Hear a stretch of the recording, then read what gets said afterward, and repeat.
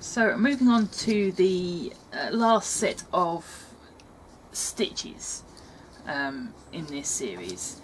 There are more stitches coming, but they are a completely different kind of stitch. So this is the last stitches in inverted commas. So for a rose leaf, which is ideally created using a yarn rather than a thread, because that extra body always helps, you need to start with a piece of card. Now I find that if I fold it over, it's got the strength to do this.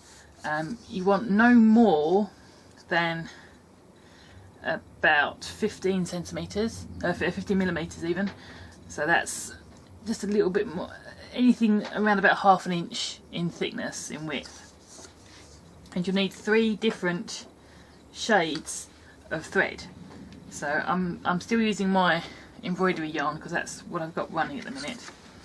So you can imagine this is a light green. So you start by just sewing around your card. Now, depending on the size of the leaf you're going for, you probably want to go through 2 or 3 times. I think 3 is a good number. To make sure the stitches are close together at the bottom and pretty much touching each time you come back down again. This is another one it's helpful to have your work in a frame, so you've got an extra kind of hand to do the fiddling about with, really. But this way works. It's just slightly easier if you've got it held firmly, so you can just work straight on the front. So, make sure that last stitch sits at the top there. So again, I'm going to tie off the back, but I'm not going to trim this off yet. I'll leave that attached. So here's where having chunky fingers is not useful, and where you really need to have at least ½ an inch of width. Yeah. So you need to push the dark colours through and kind of turn it inside out. Takes a bit of doing to pull the layers through like that.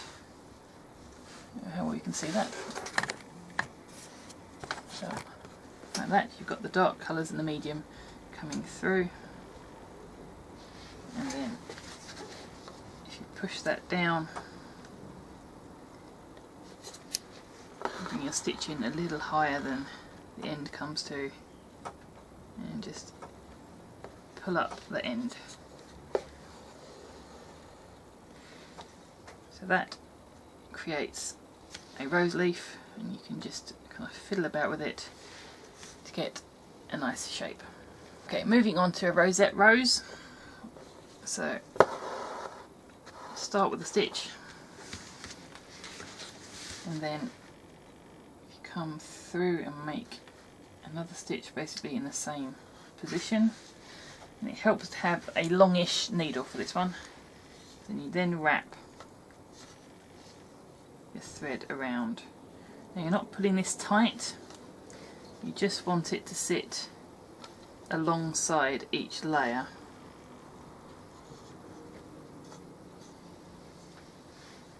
So again, this is helpful if you've got a free hand.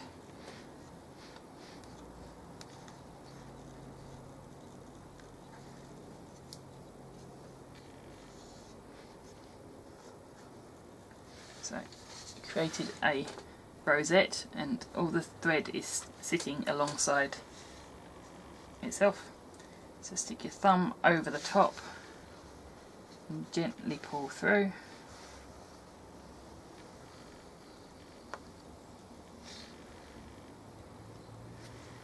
And then stick a stitch in the bottom. You can see here you've got the corner where the thread has come around, so you just bring your needle up, catch hold of that end there,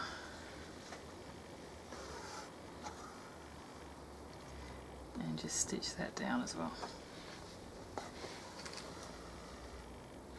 So that is a rosette rose and a rose leaf.